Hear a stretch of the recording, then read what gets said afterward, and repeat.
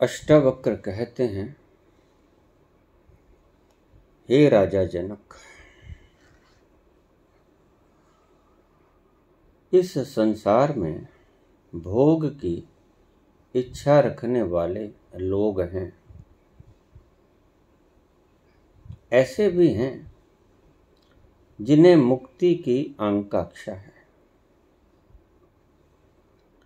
लेकिन ऐसे महापुरुष बहुत कम अर्थात विरले होते हैं जिन्हें न भोगों की इच्छा है न ही मोक्ष की इच्छा है। अष्टावक्र का ये अद्भुत सूत्र अपने भीतर उतारने की चेष्टा करेंगे।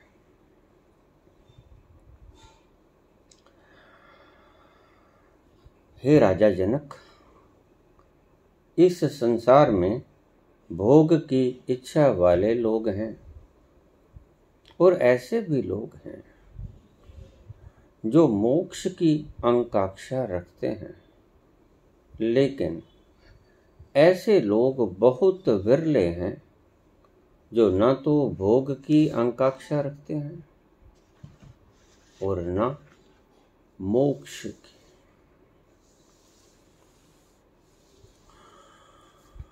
पहली बात, ये रास्ता परमात्मा तक जाने का रास्ता, उस गहरी मिठास का रास्ता, उस परम आनंद का रास्ता सरल है।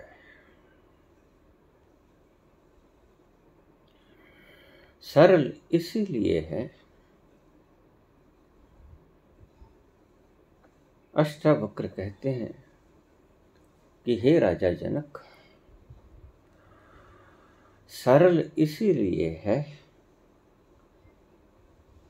कि वह मिठास, वह अमृत तत्व तुम ही हो।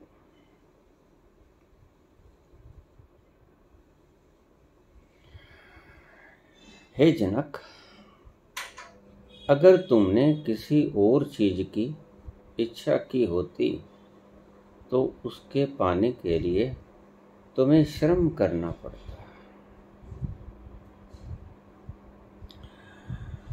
जो चीज तुम्हारे पास नहीं है उसकी आकांक्षा की होती तो हे जनक तुम्हें श्रम करना पड़ता, लेकिन जिसे तुम ढूंढ रहे हो वो सरल इसीलिए है कि वो तुम आप ही हो।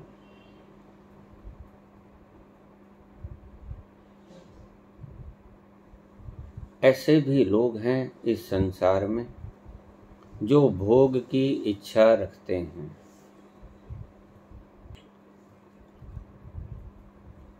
जिन्होंने अतीत में भोगा, भोग के क्षणिक सुख पाया और फिर उनका मन उसी क्षणिक आनंद को पाने के लिए लालायित हो गया। वह व्यक्ति अतीत में रहते हैं।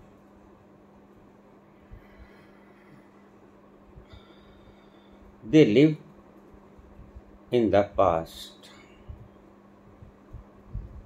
जो गुजर गया उसका ही चिंतन करते रहते हैं। वह फिर कैसे पा जाऊं इसकी व्यवस्था जुटाने में लगे रहते हैं। हे राजा जनक, ऐसे भी लोग हैं इस संसार में जो भोग की लालसा रखते हैं। रोज मुझे प्रश्न आते हैं, बाबा ये काम पीछा नहीं छोड़ता, ये क्रोध पीछा नहीं छोड़ता, ये ईर्ष्या, बदले की भावना, नफरत पीछा नहीं छोड़ता, न चाहते हुए भी आ जाता है। क्या करें?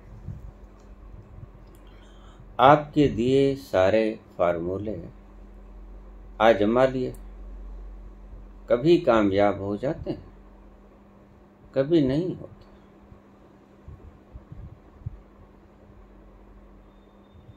एक छोटी सी बात को ध्यान में रखना,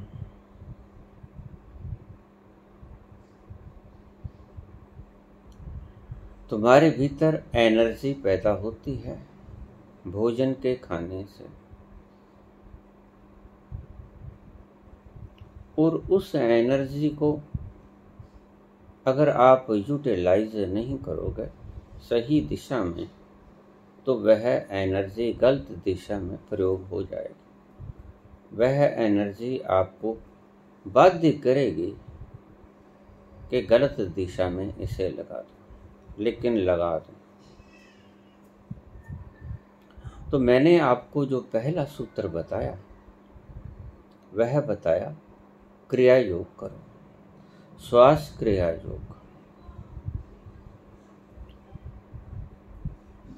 श्वास क्रिया योग से आपका वीर्य और रजकण का जो तत्व है वह ओज में परिवर्तित हो जाएगा। जितनी मात्रा में आप क्रिया योग करोगे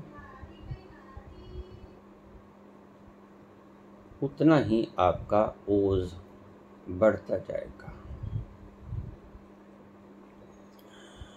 मैं इसे बचपन में बहुत किया करता था, बचपन न कहूं तो जवानी कहूं,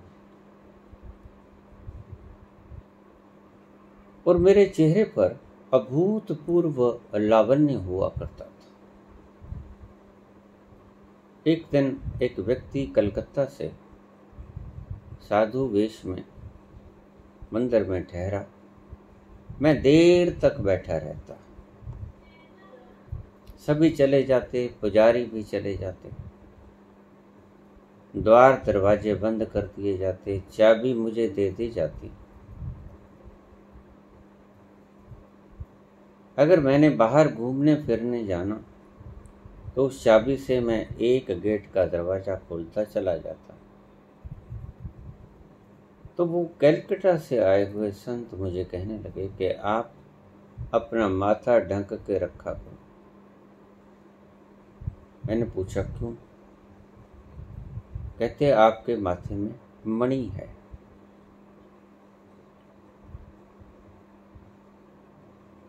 ओज इतना ज्यादा है कि अगर आपने इस शक्ति को गलत तरीके पे व्यय कर दिया,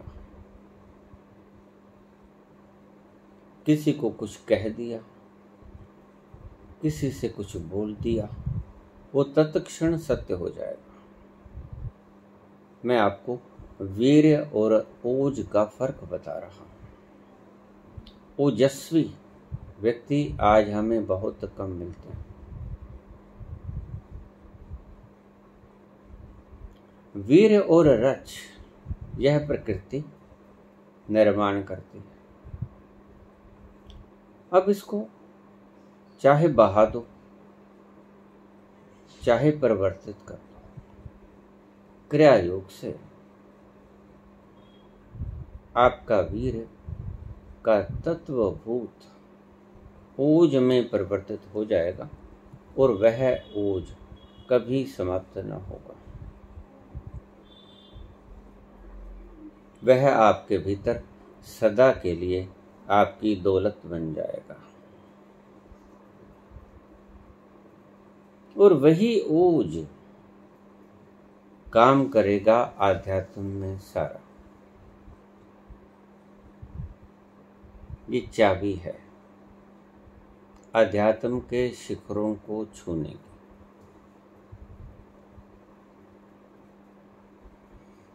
क्रिया योग मैंने इसीलिए बताया।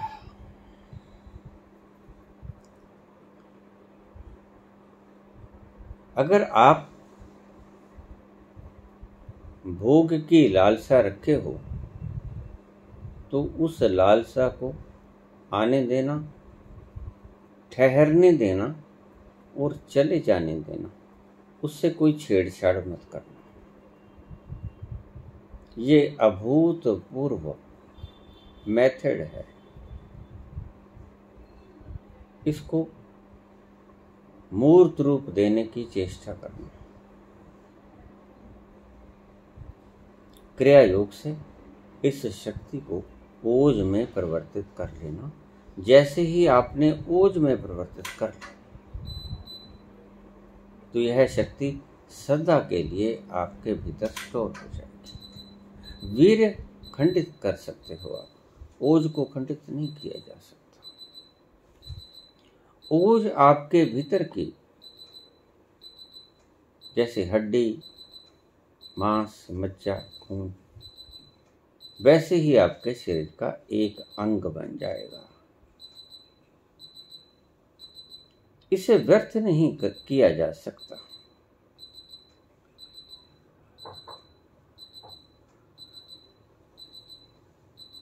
अष्टावक्र कहते हैं, हे राजा जनक, ऐसे भी लोग हैं इस संसार में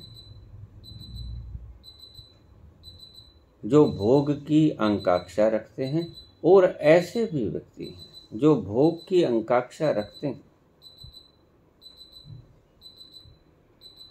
वह व्यक्ति इस बात को ध्यान में रखें कि शक्ति तो पैदा होगी जैसे आप भोजन करोगे, लेकिन उस शक्ति को आप ट्रांसफॉर्म कितना कर सकते हो, ये आपके श्रम पे डिपेंड करता है। क्रिया योग ज्यादा से ज्यादा करें। ये जो आपको सुरूर बना रहता है सारे दिन क्रिया योग करने के बाद, मुझे बहुत से लोगों के कमेंट आते हैं कि बाबा सारे दिन खुशहाली रहती है, मन हल्की हल्की खुमारी में डूबा रहता है, पता ही नहीं चलता वक्त कब बीत गया। झुंझला के काम किया करते थे आगे ऑफिस का, बॉस के गल पड़ जाते थे, उल्टा सीधा बोलते थे, झगड़ा मोल ले लेते थे, ग्राहक आता उसके साथ लड़ पड़ते। लेकिन अब इतनी शांति आ गई, ठहराव आ गया, सारा दिन बड़े आराम से गुजर जाता है। मदहोशी में एक मस्ती सी बनी रहती है सारा दिन भर, और अपना काम बड़ी आसानी से मैं निपटा लेता हूँ। जरा भी थकान नहीं होती, जरा भी झुंझलाहट नहीं होती। जैसे हम गीत गुनगुनाते हैं और गीत गुनगुनाने में हमें आनंद आता है, ऐसे ही दिन भर के अपने क्रियाकलापों को, अपनी जिम्मेवारियों को हम गीत गुनगुनाने की तरह अपना कर्तव्य पालन करते रहते हैं, और वक्त कब बीत गया पता नहीं चलता। आगे निगाहें घड़ी की तरफ लगी रहती थी, अब लोग याद कराते हैं कि ऑफिस को बंद करने का समय आ गया। ऐसा ही होता है, जब खुमारी चढ़ी रहे तो खुमारी आपको टाइमलेसनेस का आभास कराती है, समय शून्यता हो जाती है। आप जहाँ बैठोगे वहीं बैठे रह जाओगे, अपना काम काज बड़ी प्रवीणता, दक्षता से करोगे और थकावट नहीं आएगी। लेकिन इसको रोज करना। जितना आप अपनी शक्ति के अनुसार कर सकते हैं उतना अवश्य करना। तो आपको ये दिक्कत नहीं आएगी। अगर आएगी तो बहुत कम आएगी।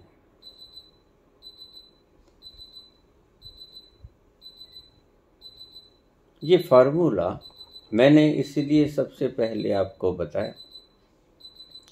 कुछ लोग समय पूछ लेते हैं, बार बार वीडियो डालने के बावजूद, मेरे कहने के बावजूद आप फिर प्रश्न पूछ लेते हैं कि बाबा ये दोपहर कर सकते हैं, सुबह नींद नहीं खुलती, थोड़ा लेट कर सकते हैं, या कुछ कहते हैं हमारी नींद तो 3 बजे खुल जाती है बाबा। तो जब भी आपको मुनासिब लगे आप तभी कर लेना। इसमें कोई मुहूर्त और लगन निकालने की आवश्यकता नहीं। जब आपको फुर्सत मिले, जब आपको अच्छा लगे, तभी आप इस क्रियायोग को कर लेना। रात्रि के वक्त मैंने मना इसीलिए किया कि ऑक्सीजनेटेड माहौल रात को काफ़ी मात्रा घट जाती है। वृक्ष कार्बन डाइऑक्साइड छोड़ना शुरू कर देते हैं, ऑक्सीजन की मात्रा घट जाती है रात्रि में, और ये खेल सारा ऑक्सीजन का है। अपनी हीमोग्लोबिन को बढ़ा के रखें, क्योंकि हीमोग्लोबिन ऑक्सीजन को यहाँ से वहाँ पहुँचाने का एक वसीला है। Haemoglobin is a career.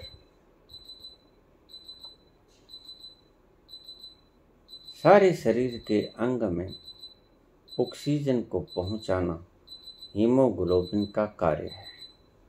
Haemoglobin को कम मत होने देना।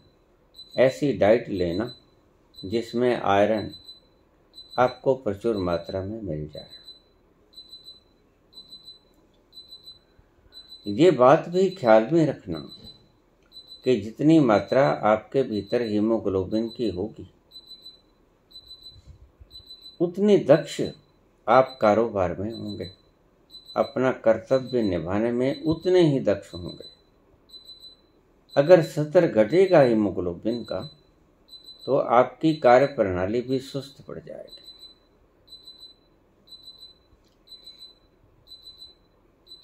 पहला, क्रिया योग रोज करना, जितनी आप में शक्ति हो। शक्ति से ज्यादा भी मत करना। जितनी मात्रा में आप क्रिया योग करोगे उतनी मात्रा में आपका वीर ओज में परिवर्तित हो जाएगा और वह आपकी संपत्ति बन जाएगी पक्की। और आपको काम, वासना, भोग नहीं सताएंगे या बहुत कम सताएंगे। धीरे धीरे ये भी ठीक हो जाएगा। जल्दी मत करना, धीरज मत गंवाना, धैर्य पूर्वक इस रास्ते पर चलते रहना। मंजिल अवश्य मिलेगी। मंजिल मिली ही हुई है। ज़्यादा परिश्रम की आवश्यकता नहीं। इसलिए बार बार अष्टावक्र कहते हैं कि हे राजा जनक, तुमने करना तो कुछ है ही नहीं और तुमने छोड़ना भी कुछ नहीं है। बड़ा अद्भुत सूत्र। इस संसार में भोगने वाले लोग बहुत मिलेंगे और ऐसे भी मिलेंगे जनक जो कि त्याग करने वाले हैं,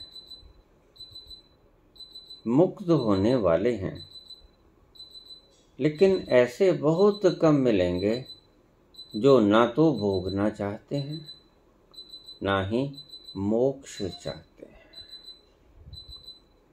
मोक्ष की चाहत उतना ही बंधन है जितना भोग की चाहत। किल्ली फंसी रही, पकड़ बाकी रही, तो आप उस गहरे समुद्र में छलांग ना ले पाओगे। आपके हाथों में आपने लोहा पकड़ा कि आपने सोने के आभूषण, हीरे जवाहरात, लाल या कोहिनूर हीरा पकड़ा, उससे फर्क नहीं पड़ता। पकड़ बाकी है। ये पकड़ किस तरह टूट जाए। तुम मुर्दे की तरह हो जाओ। मुर्दे के हाथ जैसे हैं वैसे रह जाते हैं।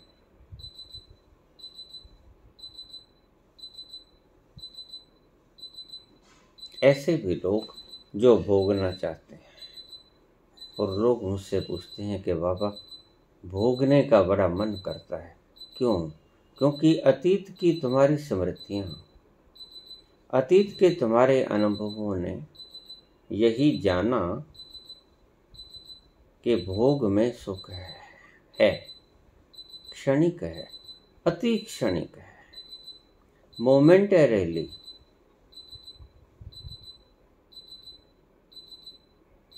शाश्वत सुख नहीं है।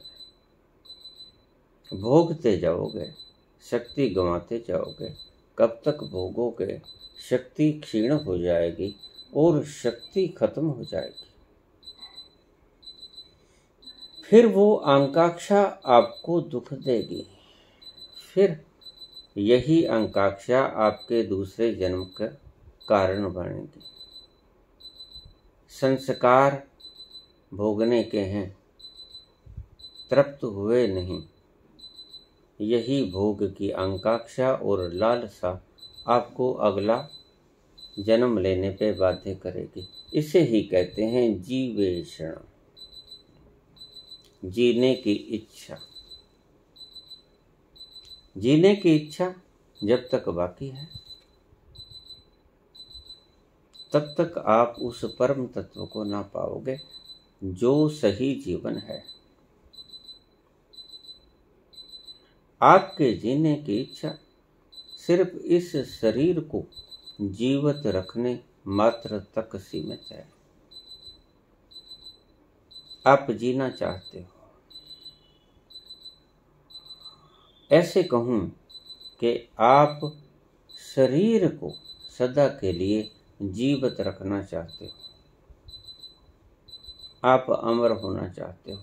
ऐसे कहूं कि आप इस शरीर को सदा के लिए अमर कर देना चाहते हो।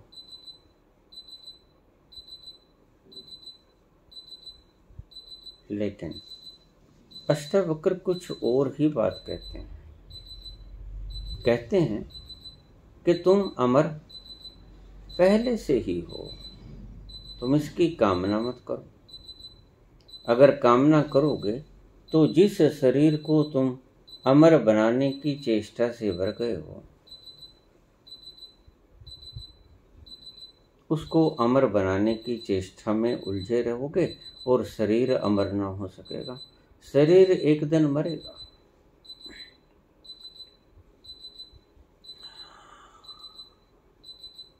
उम्र चाहे कुछ भी हो, लेकिन जीवेषणा बाकी है, अमर होने की इच्छा बाकी है। ब्रह्मर्षि कुछ और ही बात कहते हैं। वो कहते हैं कि इस शरीर को अमर करने की चेष्टा मत करना, तुम अमर हो। ये बात कहते हैं अष्टावक्र अपने अनुभव से राजा जनक को। यू आर ऑलरेडी इमॉर्टल, तुम शाश्वत हो, तुम कभी मरते ही नहीं। बस यह ज्ञान आपने देखना है। कुछ पाना नहीं, कुछ भोगना नहीं। और ऐसे भी लोग हैं जो मोक्ष की कामना करते हैं, भोगते भोगते थक गए, सामग्री चुकता हो गई, गलानी हो रही, दुर्बलता आ गई, भोगों की कामना शेष, और उससे गलानी पैदा होती है, और फिर आप मोक्ष की कामना करते हो। फंस गए जाल में, चक्रव्यूह में। फिर आपकी इच्छा होती है कि मैं इस चक्रव्यूह से मुक्त हो जाऊं। हथकड़ी लग गई, अब हथकड़ी खुले कैसे, इससे मुक्ति कैसे प्राप्त हो। इसकी मुक्ति की चाह में आप कोशिश करते हो, और ये कोशिश ही आपके स्वभाव तक पहुंचने में बाधा बन जाती है। अष्टावक्र कहते हैं कोई कोशिश मत कर हे राजा जनक, ना कुछ भोगने की चेष्टा कर और ना ही कुछ त्यागने की चेष्टा कर, ना ही इस संसार की इच्छा कर, ना ही इस संसार से मुक्त होने की इच्छा कर।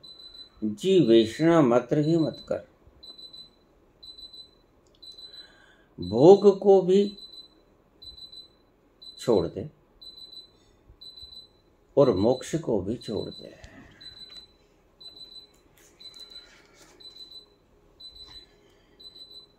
इस संसार में भोग की इच्छा वाले लोग हैं, ऐसे भी हैं जिन्हें मुक्ति की आकांक्षा है। दो ही तरह के लोग तुमने देखे होंगे, और दोनों तरह के लोग नहीं पहुंचते।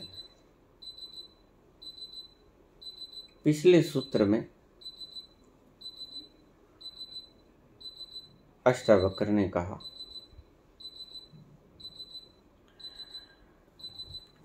कि हे राजा जनक,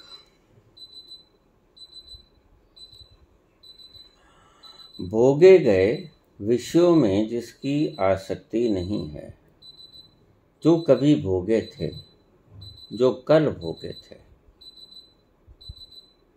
उसको फिर से भोगने की जिस व्यक्ति के भीतर आकांक्षा नहीं है,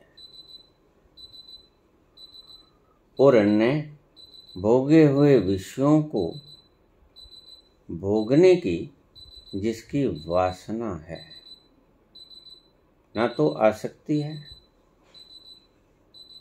पीछे जो भोगा, और ना ही आगे भोगने की आसक्ति है, ना ही अतीत में रहना है, ना ही भविष्य में रहना है, तो वर्तमान में ही आ जाना है। ऐसा तत्वज्ञ संसार में दुर्लभ है तो, लेकिन दुर्लभ है। बहुत कम लोग हैं जो ना पास्ट में जाते हैं कि मैंने ऐसा कुछ भोगा, उसकी स्मृति याद नहीं करते, और ना ही कल्पना करते हैं कि मैं ऐसा भोगूं। जो व्यक्ति जो भोगा उसकी भी कामना नहीं करते, उसकी भी स्मृति नहीं करते, और जो भोगना चाहता है उसकी भी कामना नहीं करते। ऐसा मनुष्य दुर्लभ है। क्या कहना चाहते हैं? अष्टावक्र कहते हैं कि तुम ना तो पास्ट में जाओ, भूतकाल में मत जाओ और भविष्य में भी मत जाओ। सभी स्मृतियों को छोड़ दो, सभी कल्पनाओं को छोड़ दो, योजनाओं को छोड़ दो, मान्यताओं को छोड़ दो, तो तुम इसी क्षण में विद्यमान हो जाओगे। वर्तमान के क्षण में आ जाओगे और जैसे ही तुम वर्तमान के क्षण में ठहर गए, मुश्किलात तो ये है कि आप वर्तमान के क्षण में आ नहीं पाते।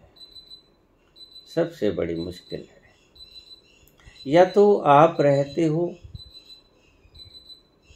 अतीत में, या तो आप रहते हो भविष्य में। अतीत में जो भोगा उसकी आगे फिर भोग की कामना, कैसे फिर भोगूं और इसे भोगने के लिए पदार्थ जुटाऊं, साधन जुटाऊं। इन दो चक्रों में आप उलझे रहते हैं और अतीत कभी वापस नहीं आता और भविष्य अभी आया नहीं होता। जब भी आता है एक यही क्षण आता है, जो भी है बस यही एक पल है। आगे भी जाने ना तू, पीछे भी जाने ना तू, जो भी है बस यही एक पल है। वर्तमान ही एक पल है जिसे जियोगे। अगर इसको ठीक तरह से आपने जी लिया तो आप मुक्त हो गए, आप मोक्ष को प्राप्त हो गए। जिस घड़ी आप एक क्षण के लिए वर्तमान में ठहर गए, बड़ा अजूबा शब्द है अष्टावक्र का। अभी आप वर्तमान में ठहरे ही नहीं कभी। जब आप वर्तमान में रहना सीख गए, वर्तमान में रहने की कोशिश कीजिएगा। देखना आपका मन आपको या तो अतीत में ले जाएगा, स्मृतियों में, या भविष्य की कल्पनाओं में ले जाएगा। आप वर्तमान में ठहर ही नहीं सकते। जैसे ही आप वर्तमान में ठहरे, वैसे ही वो चुंबक आपको खींच लेगा अपनी तरफ। मुश्किल क्या है? आप गतिमान हो, आप चलायमान हो, पेंडुलम की तरह। कभी संसार की अति कर देते हो, कभी मोक्ष की अति कर देते हो। कभी संसार की अति कर देते हो, भोगते हो बहुत ज्यादा। कभी त्याग की अति कर देते हो, छोड़ते हो बहुत ज्यादा। लेकिन अष्टावक्र कहते हैं कि ये दोनों काम नहीं करने। ना अतीत में जाना, जो भोगा उसको याद नहीं। ना भविष्य में जाना, क्या करूं, क्या योजना बनाऊं, उसमें भी नहीं जाना। क्या होना है, क्या पाना है, इसमें भी नहीं जाना। जिस घड़ी आप वर्तमान में ठहर गए, जब पेंडुलम मध्य में स्थिर हो गया, पेंडुलम एक किनारे पे जाता है, फिर वहां से अति से वापस आता है, मध्य में से गुजर के दूसरी अति पे जाता है। वहां से जब अति हो जाती है फिर वापस आता है।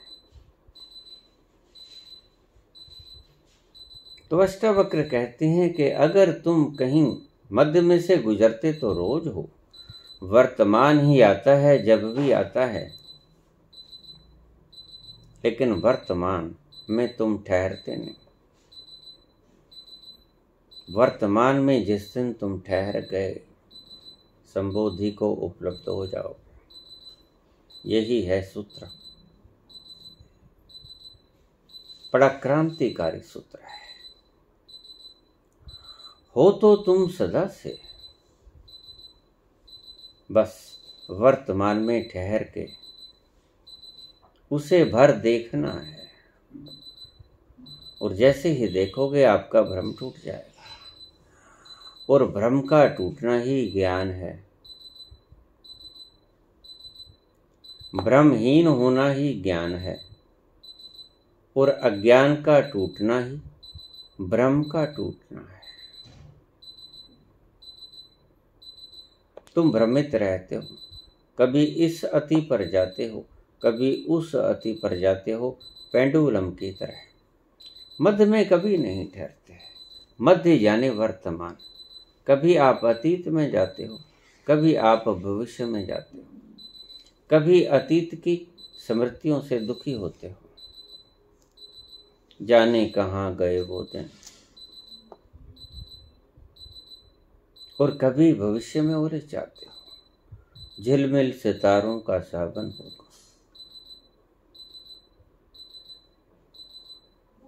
ये दोनों के भीतर तुम पिसे जाते हो, मध्य में कभी नहीं ठहरते। यही सूत्र आपको अष्टावक्र समझा रहे हैं।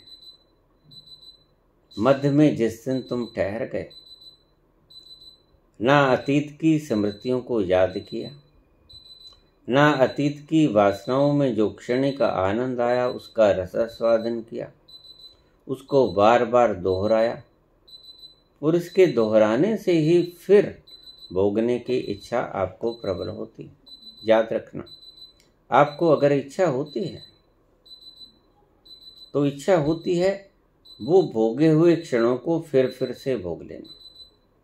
इससे इच्छा जागृत होती है, और इस इच्छा के प्रभाव के कारण तुम फिर से भोगूं, इसके लिए आने वाले वक्त की सामग्री जुटाने में लग जाते हैं।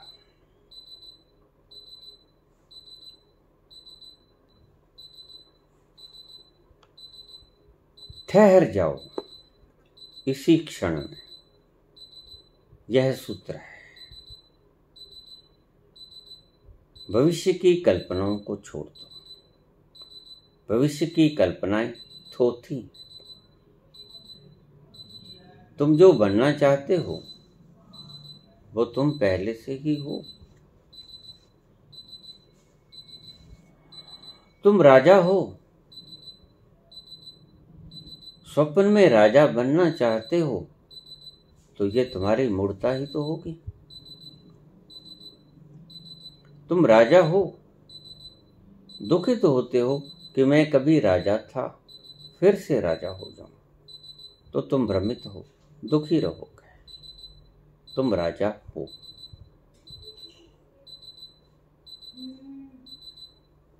अमर हो, आनंद के खजाने हो, उस मस्ती में सराबोर, तुम उसका ही रूप हो, आनंद स्वरूप हो। इसलिए हम कहते तो हैं, स्लोगन तो देते हैं, सत्य चित्त आनंद में हूं।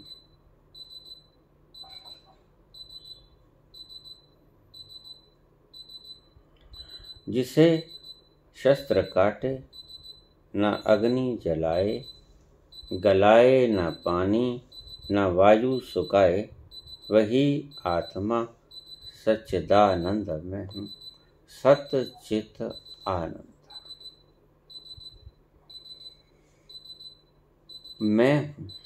मैं हूँ होना नहीं है। भूल गए हो, ये कोई पाप नहीं है भूलना, एक मिस्टेक है, एक गलती हो गई कैलकुलेशन में, दर्शन में। तुम अपना स्वभाव भूल गए। एक छोटी सी कहानी से मैं अपनी बात को समाप्त करूंगा। उससे पहले अष्टावक्र का सूत्र फिर दोहरा दूं। इस संसार में भोग की इच्छा वाले लोग हैं,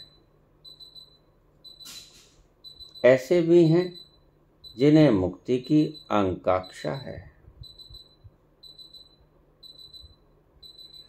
ऐसे महापुरुष बहुत कम हैं जिन्हें ना भोग की आकांक्षा है, ना मोक्ष की आकांक्षा है, जिन्हें कोई आकांक्षा नहीं।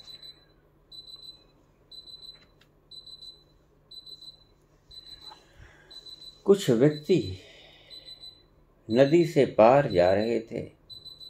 बारिश का महीना था, बारिश बहुत होके हटी थी, नदी गहरी थी।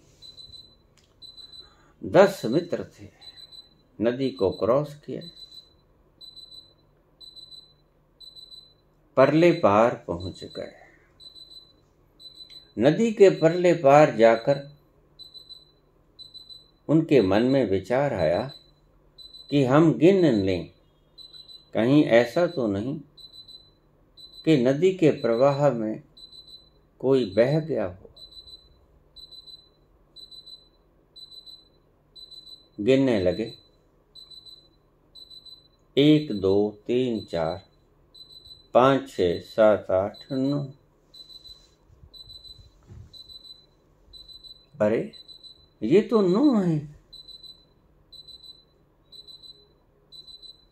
दूसरे ने कहा ठहरो मैं गिनता हूं, 1 2 3 4 8 9। अरे भाई, एक व्यक्ति बह गया नदिया के सैलाब में। थोड़ा दुखित हुए।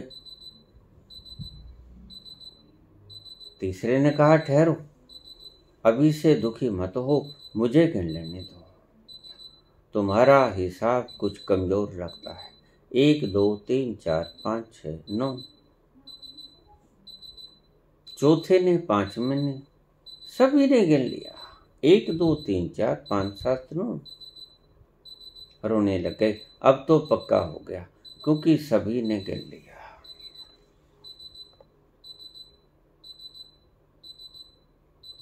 बहुत ऊंचे ऊंचे रोने लगे, छाती पीटने लगे, गुहार लगाने लगे। आंखों से अश्रु की धारा थमने का नाम नहीं ले रही। हृदय विदीर्ण हुआ जा रहा है। एक व्यक्ति डूब गया। एक राहगीर जा रहा था, उनको इस तरह बुरी तरह विरलाप करते हुए रुका देखकर, क्या बात है भाई, तुम क्यों रो रहे हो? क्या हुआ? मैं तुम्हारी क्या सहायता कर सकता हूं? उन्होंने कहा भैया, सहायता क्या करोगे,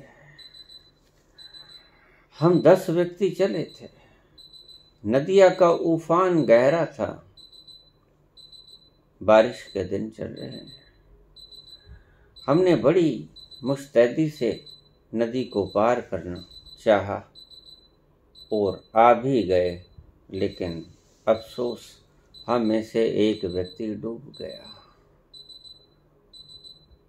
उस राहगीर ने कहा, विरलाप मत करो, तुम कितने लोग थे? हम 10 थे।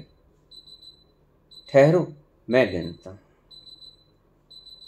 दूसरे व्यक्ति ने, राहगीर ने जब गिनती शुरू की, 1 2 3 4 7 8 9 10।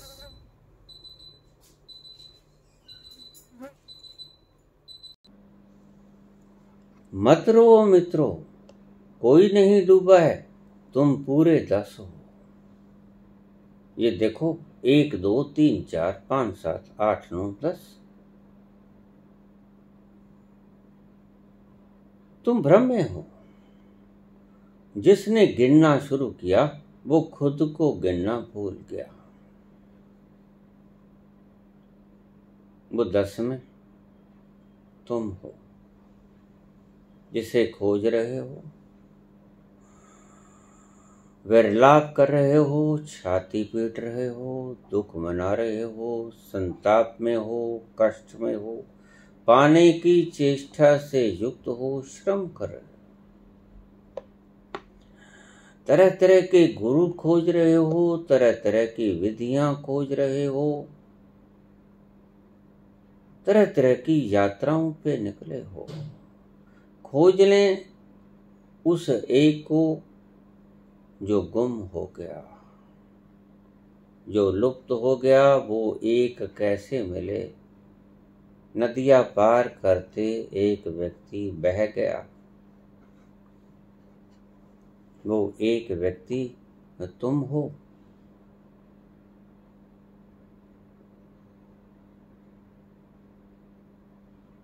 उस एक को तुम गिनना भूल जाते हो। जिसने भी गिना खुद से चूक गया। यही तुम्हारी हालत है। तुम खुद से सदा चूक जाते हो और तुम खुद ही उस मैं का खजाना हो। तुम उस अमृत के सागर हो। तुम उस बेसुधी के, उस खुमारी के भरे हुए पैमाने हो। तुम्हारा कोई और छोर नहीं।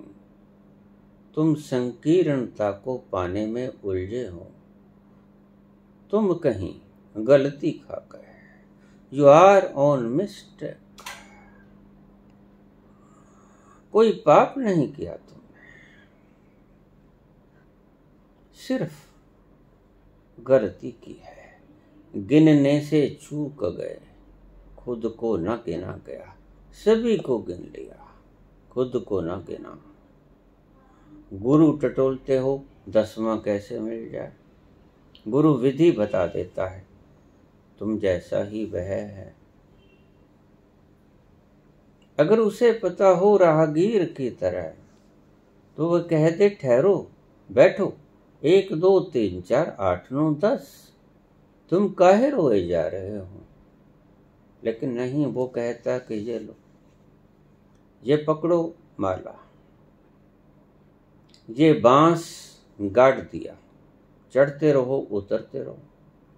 ये जप दे दिया, ये विधि बता दी, पूजा के शब्द बता दिए, ये स्तोत्र को जपते रहो, ये पाठ पूजा करते रहो, तप स्वाध्याय करते रहो, सत्य साधते रहो, अहिंसा अस्तेय ब्रह्मचर्य अपरिग्रह साधते रहो, शौच संतोष तप स्वाध्याय ईश्वर प्राणिधान साधते रहो। ये आसन करो, यह प्राणायाम करो, यह धारणा करो, ऐसे ध्यान करो, तो तुम अपने आप को पालोगे। अष्टावक्र सारा झंझट मुका देते हैं। अष्टावक्र कहते नहीं, तुम 10 में तुम हो, कहीं लुप्त नहीं हुए। सिर्फ एक गलती हो गई, एक मिस्टेक के कारण तुम दुखी हो। तुम्हें किसी को ढूंढने की आवश्यकता नहीं है।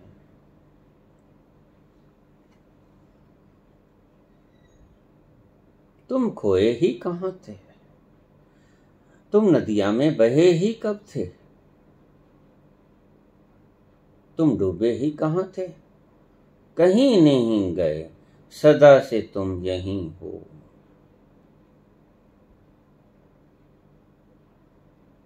दौड़ के कारण तुम्हें भ्रांति हो गई, मिस्टेक हो गई, खुद को गिनना भूल गए। ये कोई पाप नहीं हुआ, ये एक गलत फहमी लग गई। डराते हैं तुम्हारे गुरु, बड़ा भयंकर पाप हुआ, पश्चाताप करना पड़ेगा। ये लो जप, ये लो विधि विधान, बैठे रहो, जपते रहो, जपते रहो। जब तक जपते रहोगे, चूकते रहोगे, उस एक को याद ना करोगे जो जप रहा है।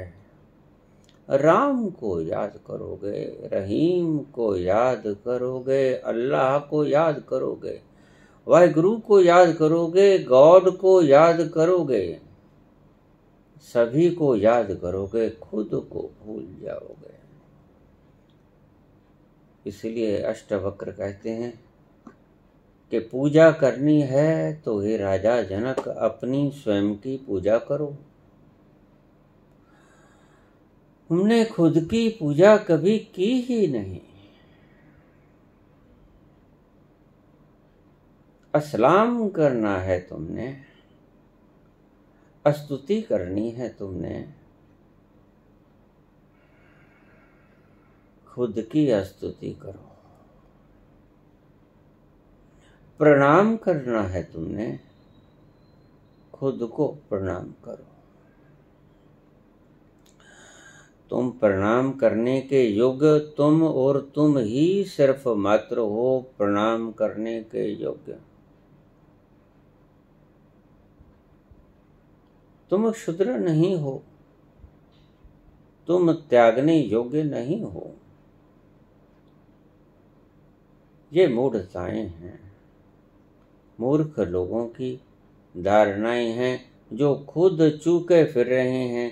1 2 3 4 7 8 9, बस इस 9 का चक्कर तुम्हें घुमाए चला जाता है। इस 9 के चक्कर से बाहर आ जाओ।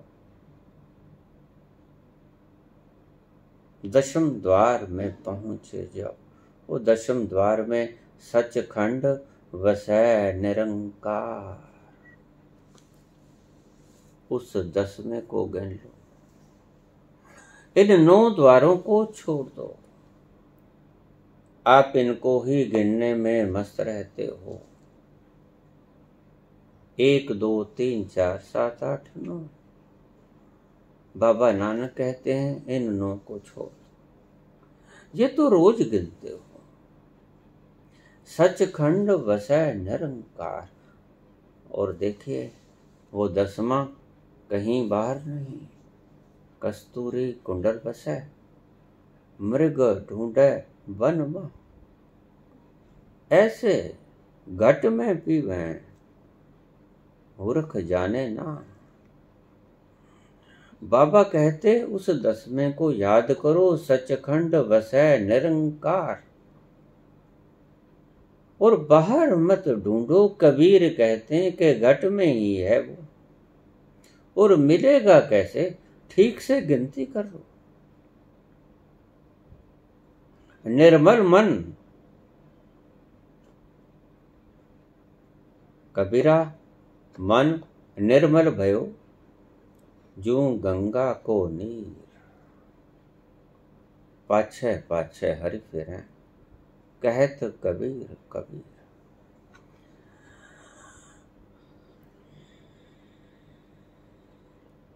उस 10वें को देख लो। सचखंड वसै निरंकार। एक ओंकार, वो ओंकार, वो निरंकार कहाँ है? 10वें द्वार में है। बस उसको गिनना तुम भूल गए। कभी तुम किसी द्वार से आनंद लेते हो, कभी तुम किसी द्वार से आनंद लेते हो। द्वार बदलते रहते हो और 9 द्वार तक ही सीमित रहते हो। लेकिन अष्टावक्र कहते हैं कितने भी शुभ क्यों न हो, अनाहत पे ना आके तुम्हें बड़ा प्रेम जगेगा, बड़ा मीठा लगेगा। लेकिन अष्टावक्र कहते हैं उसको भी गिनती में लेके आगे चलना। विशुद्धि पर आओगे अटक जाओगे। बहुत सी स्थितियां रास्ते में खड़ी होंगी, खिंच जाओगे उस तरफ। सदा से खिंचने की प्रबल आकांक्षा थी, आज मिल गई तो आज मौका न गंवाएं। फिर तीसरे नेत्र पे आओ गए, सभी द्वारों पे आओ गए, लेकिन 10वें द्वार पे पहुंच जाओ। बाबा कहते हैं, अष्टावक्र कहते हैं कि उस 10वें को गिन लो, जिससे सदा चूके, जन्मों जन्मों से चूके आ रहे। और जिसने 10वां चूका उसने आनंद चूका, उसने अमृतत्व चूका। वो सदा ही इस भूल भलैया की खिलवाड़ में फिरता रहेगा, संसार के चक्कर काटता, संसार से कभी मुक्त नहीं हो सकेगा। संसार की आकांक्षा को पाले रखेगा, और संसार की आकांक्षा को कौन पाले रखता है, और संसार से मुक्ति की आकांक्षा को कौन पाले रखता है? जिसने 10वें द्वार को नहीं गिना।